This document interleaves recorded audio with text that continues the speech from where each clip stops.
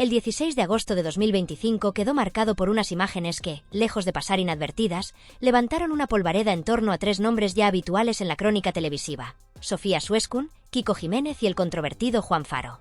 Lo que parecía una simple intervención mediática acabó convirtiéndose en un retrato mucho más profundo de una relación desgastada por la presión, la manipulación y el eco constante de rumores que no cesan de multiplicarse. La aparición de Juan Faro en la puerta de la casa de su madre, hablando frente a las cámaras de fiesta pero sin la presencia de Emma García, generó un sinfín de especulaciones, sobre todo porque lo que se mostró en televisión fue apenas una parte del material. El resto, mucho más jugoso y revelador, dejó entrever la cara oculta de una trama donde los silencios dicen tanto como las palabras y donde cada gesto se interpreta como una confirmación disfrazada de indiferencia. No obstante, antes de centrarnos en Faro, conviene detenerse en la figura de Aida, cuya intervención fue una de las más comentadas y aplaudidas por la crudeza de sus afirmaciones. Sin titubeos, lanzó dardos contra Sofía, describiéndola como una mujer carente de personalidad, fácilmente manipulable, alguien que se deja arrastrar por la corriente sin capacidad para imponerse ni siquiera en su propia vida. Según ella, Sofía se ha convertido en un ser maleable, un reflejo de las voluntades de los demás, especialmente de su pareja, hasta el punto de presentarse ante la audiencia como un simple títere. Lo más llamativo es que esas palabras, tan duras como certeras para algunos, encajan con una percepción extendida desde hace tiempo. La navarra no solo se ha quedado sin amistades, sino que además ha terminado aislada en un universo en el que la voz de Kiko resuena por encima de todo.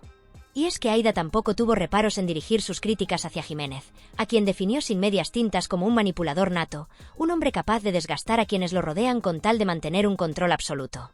Recordó lo difícil que era compartir plató con él, calificándolo de insoportable y de persona tóxica, y relacionó esta actitud con la forma en que había manejado sus vínculos pasados, como ocurrió en su momento con Gloria Camila.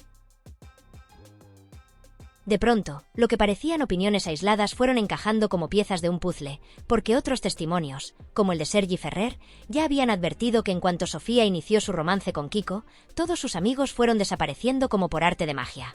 Y esa desaparición colectiva, más que una casualidad, parecía una consecuencia directa de la influencia asfixiante del andaluz. El propio Ferrer llegó a insinuar algo aún más perturbador: que Kiko podría tener en su poder grabaciones comprometedoras no solo de Maite Galdeano, la madre de Sofía, sino también de la propia influencer, lo que explicaría esa resistencia casi irracional de ella a dar por terminada una relación que tantos consideran dañina. Si ese rumor fuese cierto, todo cobraría sentido. El miedo, la sumisión, el silencio y la falta de iniciativa de Sofía para cortar un vínculo que públicamente parece carcomerla. La versión de que Kiko guarda secretos comprometedores funciona como un hilo invisible que ata a Sofía a un destino que quizás ella misma no desea, pero del que no sabe o no puede escapar. En medio de todo este panorama aparece la figura de Juan Faro, que se ha convertido en un personaje ambiguo, difícil de descifrar. Su manera de expresarse, entre la broma y la evasión, da la impresión de que juega a no aclarar nada mientras en realidad alimenta todas las sospechas. Cada intervención suya deja una sensación de confirmación implícita. Evita responder con un no rotundo, rehúye las afirmaciones categóricas, y sin embargo, su negativa a desmentir actúa como gasolina para la hoguera del escándalo. Cuando le preguntan si mantiene algún tipo de contacto con Sofía, él lo niega con rapidez, asegurando que su vida se reduce a hacer deporte y poco más, pero al mismo tiempo recalca que no desea hacer daño a nadie ni mentir gratuitamente, lo cual muchos interpretan como un reconocimiento velado de que algo hay. Porque, como se dijo en plató, si no fuese cierto, lo habría dejado claro en cuestión de segundos. Esa ambigüedad calculada, ese marear la perdiz, es lo que convierte a Faro en un protagonista involuntario pero crucial en esta historia. Algunos colaboradores de la televisión opinan con rotundidad que cada palabra pronunciada por Juan Faro, cada silencio mantenido con aparente naturalidad y cada mirada esquiva esconden en realidad una estrategia milimétricamente estudiada. Un libreto secreto pactado para alimentar la expectación del público y garantizar que tanto Sofía como Kiko regresen del verano con una presencia renovada, más polémica y más rentable que nunca. Según esa visión, nada de lo que ocurre es casualidad. La decisión de marcharse de España disfrazada bajo el argumento de la presión mediática no sería más que un recurso narrativo, un paréntesis de guión ideado para construir el regreso triunfal en septiembre, un regreso adornado con nuevos titulares, debates en los platós y contratos televisivos más jugosos.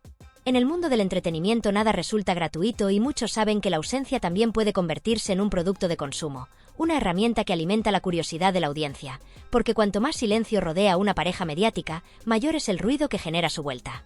Sin embargo, frente a esa teoría hay voces que defienden lo contrario, que aseguran que la actitud de Faro no obedece a ningún plan, que en realidad sus respuestas torpes, sus frases inconclusas y sus evasivas constantes no forman parte de una interpretación aprendida, sino que son la reacción espontánea de alguien que no sabe desenvolverse en el ojo del huracán mediático y que preferiría mantenerse al margen de una historia que lo arrastra sin que lo desee. Para este grupo, el joven no actúa ni pretende alimentar un espectáculo, sino que simplemente intenta zafarse de una situación incómoda en la que se ve obligado a hablar, aun sabiendo que cualquier palabra, incluso la más inocente, puede interpretarse como una confirmación. Esa tensión entre las dos interpretaciones es lo que convierte sus intervenciones en un fenómeno. Tanto si sigue un guión como si improvisa, lo cierto es que su ambigüedad resulta demoledora, porque al negarse a ofrecer un no rotundo, lo que consigue es reforzar la sospecha de que sí existió una infidelidad. No hace falta un sí explícito, basta con dejar la puerta entreabierta para que el rumor se expanda con más fuerza de la que tendría una confesión clara. Y en ese contexto, la pareja de Sofía y Kiko se tambalea, porque la imagen de unidad que intentan proyectar se resquebraja con cada intervención externa que contradice sus versiones oficiales. Mientras todo esto sucede, ellos parecen jugar con el interés mediático como quien mueve fichas en una partida de ajedrez, eligiendo cuidadosamente qué se muestra, qué se oculta, en qué momento desaparecen de la escena y cuándo regresan, generando un vaivén constante entre rumores de ruptura, viajes que se filtran estratégicamente y supuestas decisiones vitales que no hacen más que alimentar la maquinaria de titulares. Lo más inquietante es que, bajo ese juego, lo que se percibe no es tanto la astucia de una pareja que maneja con inteligencia su exposición pública, sino la fotografía de una Sofía cada vez más sola, más aislada, sin amistades visibles, sin un círculo de apoyo que la acompañe y con la sensación de haber perdido el control de su propia vida. Esa soledad se convierte en el detalle más revelador de todos, porque mientras Kiko aparece como un hombre rodeado de poder mediático y de una capacidad incuestionable para manipular su entorno, Sofía emerge como una figura vulnerable, despojada de voz propia, convertida en un personaje cuyas palabras son sustituidas por las de terceros que opinan en su lugar. Lo que en un principio se presentó como una historia de amor mediático que otorgaba poder y relevancia se ha transformado con el paso del tiempo en una cárcel invisible, un escenario donde cada palabra y cada silencio tienen un precio, donde la libertad personal parece haberse evaporado y donde la sombra de la manipulación se cierne sobre cada gesto.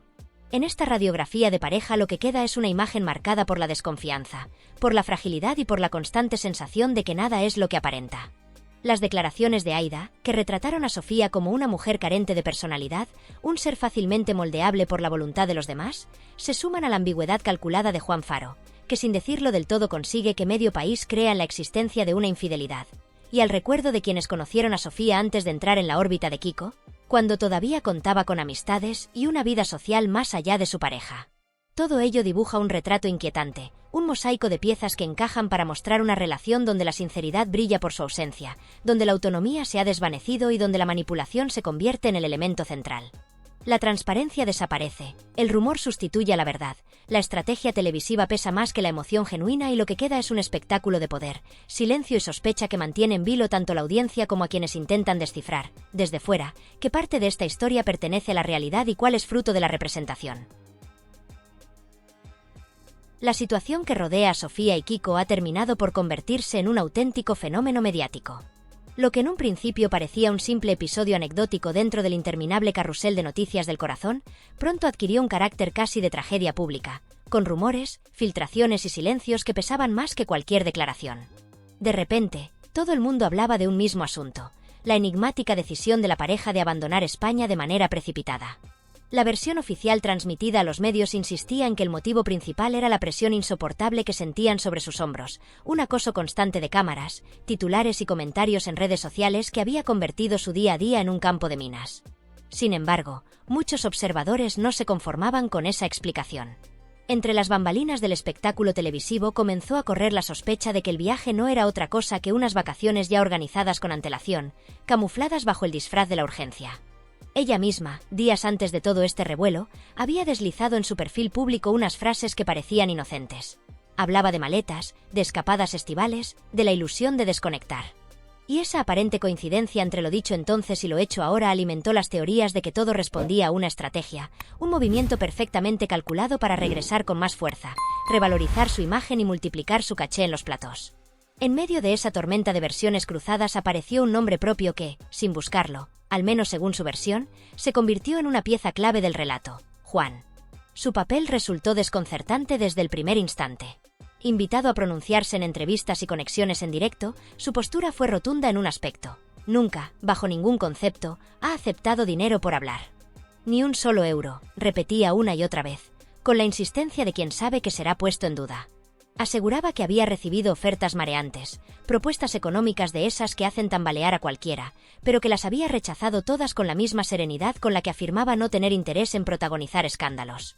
«Estoy aquí por cortesía, por respeto, por educación», recalcaba. Y esa declaración, que debería haber transmitido calma, se convirtió en sí misma en una paradoja. Cuanto más subrayaba su desinterés, más aumentaban las sospechas de que había algo detrás. Los periodistas, conscientes de que su discurso dejaba huecos, intentaban arañar explicaciones adicionales. Le pedían que no se retirase, que mantuviera el pinganillo puesto un minuto más, que respondiera a una última cuestión. La escena se repetía una y otra vez, con un aire casi teatral. Un grupo de reporteros lanzando preguntas y Juan, con una mezcla de paciencia e ironía, sorteando los interrogantes, negándose a dar titulares concretos y refugiándose en frases ambiguas que al mismo tiempo parecían confirmar y desmentir.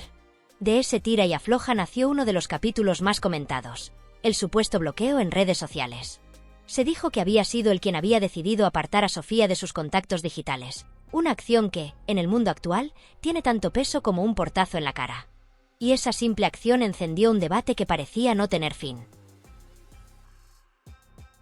Cuando le preguntaron directamente si era cierto, respondió con frialdad, que no veía sentido a esas pequeñeces, que existían asuntos mucho más importantes en la vida que discutir sobre si alguien aparece o desaparece de una lista de amigos virtuales. Su respuesta sonó, al mismo tiempo, a sinceridad y a evasiva.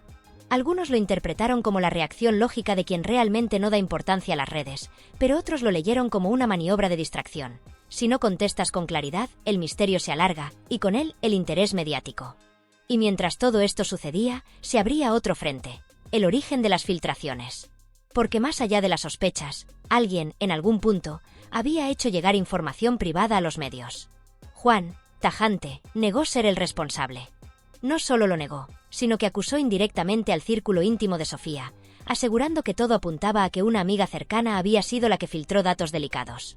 Ese señalamiento, aunque pronunciado con aparente naturalidad, cambió el curso del relato. Ya no se trataba únicamente del defendiendo su inocencia, sino de introducir un nuevo personaje en la trama, alguien del entorno de ella que, movida quizás por intereses económicos o por la tentación de protagonismo, habría abierto la caja de Pandora. Aún así, la ambigüedad de Juan siguió siendo la tónica. En varias ocasiones dejó entrever que había escuchado de terceros que la información saldría tarde o temprano, como si todo estuviera escrito de antemano y él solo fuese un espectador más. Esa especie de resignación mezclada con complicidad resultaba desconcertante. Había momentos en los que parecía un hombre hastiado de tanta exposición, y otros en los que transmitía la sensación de disfrutar secretamente de ese papel de enigma ambulante, de figura que nunca acaba de ser descifrada.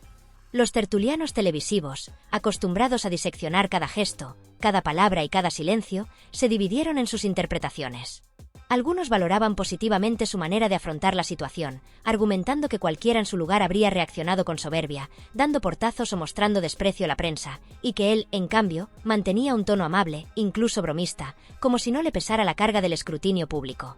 Otros, en cambio, creían que esa actitud jocosa era en realidad una burla encubierta, una forma de tomar el pelo a quienes lo rodeaban, consciente de que la incertidumbre es un arma poderosa en el universo mediático. Por su parte, Sofía y Kiko continuaban interpretando lo que muchos calificaban como un guión cuidadosamente escrito, una obra en la que cada movimiento parecía medido al milímetro. Su drástica decisión de abandonar España se presentó al público como un sacrificio inevitable, un gesto cargado de dramatismo que buscaba transmitir la imagen de una pareja acosada, víctima de la presión asfixiante de los medios, los comentarios en redes sociales y la constante vigilancia de las cámaras. La narrativa oficial era clara, no se marchaban por gusto, sino porque habían sido empujados contra la pared, obligados a buscar refugio lejos del ruido mediático que los señalaba y los juzgaba. Sin embargo, esa versión, tan solemne y calculada, comenzó a tambalearse con rapidez en cuanto aparecieron las primeras coincidencias incómodas. No tardaron en salir a la luz publicaciones pasadas en las que Sofía hablaba con ilusión de preparar maletas, de pensar en destinos de verano, de fantasear con escapadas al extranjero. Aquellos mensajes, que parecían inocentes en el momento en que fueron compartidos, se convirtieron después en munición para quienes sospechaban que la huida no era más que un viaje de vacaciones disfrazado de exilio emocional. Las insinuaciones en redes sociales no hicieron más que intensificar la duda. En cada foro, en cada hilo de comentarios, surgía la misma pregunta. ¿Realmente estaban huyendo del acoso mediático o simplemente estaban aprovechando la tormenta para construir una historia de mayor impacto? Porque la coincidencia con la temporada vacacional no era un detalle menor. El verano siempre ha sido el momento ideal para que los famosos desaparezcan durante semanas, reaparezcan bronceados y con nuevas energías. Y además, en este caso, con la ventaja añadida de regresar al foco mediático con un relato dramático que multiplicaría su valor en entrevistas, platós y reportajes. Para la audiencia, cada gesto de la pareja era un enigma. Resultaba casi imposible distinguir entre la realidad y la estrategia, entre lo que se mostraba como sufrimiento auténtico y lo que podía ser una cuidada representación teatral. El público se dividía.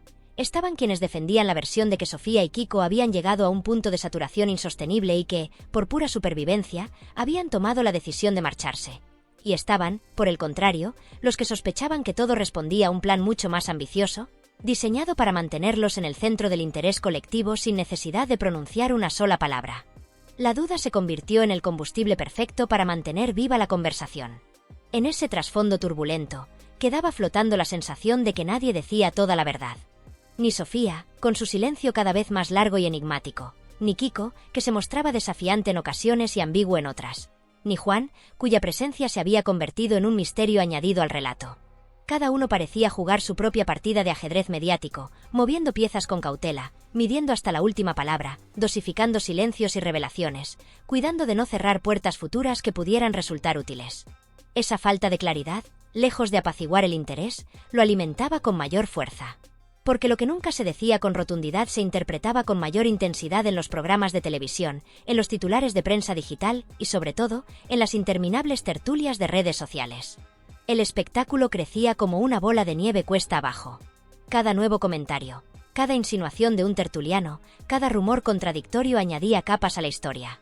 Las declaraciones vagas se repetían una y otra vez, desmenuzadas en debates televisivos que trataban de encontrar significados ocultos donde, en ocasiones, apenas había frases vacías. Pero lo que más ruido hacía no eran las palabras, sino los silencios. Esos silencios ensordecedores de los protagonistas en los momentos clave, cuando la opinión pública esperaba una confirmación o una negación definitiva, se transformaban en el elemento más poderoso de todo el relato. Porque nada alimenta más la curiosidad colectiva que el vacío de información. Allí donde no hay respuestas, se multiplican las conjeturas. Y así, lo que en apariencia debía haber sido un episodio pasajero, una anécdota de verano que habría quedado enterrada bajo la siguiente oleada de noticias del corazón, terminó adquiriendo la forma de una trama interminable, con giros y personajes que parecían sacados de una novela. Cada aparición pública de Sofía y Kiko era analizada como si se tratara de una escena de cine, cada gesto se interpretaba como una pista, cada ausencia como una declaración implícita. La historia dejó de ser solo una cuestión de pareja para convertirse en una obra coral de múltiples actos, en la que cada personaje cumplía una función precisa. La pareja que se exilia entre rumores, el supuesto confidente que niega y a la vez alimenta, los periodistas que presionan con preguntas imposibles, los colaboradores que especulan con una seguridad fingida. En último término, el público, ese espectador masivo que observa todo dividido entre la indignación, la incredulidad y el entretenimiento morboso. El resultado fue un mosaico de medias verdades y versiones incompletas, un rompecabezas en el que parecía imposible encajar todas las piezas de manera coherente.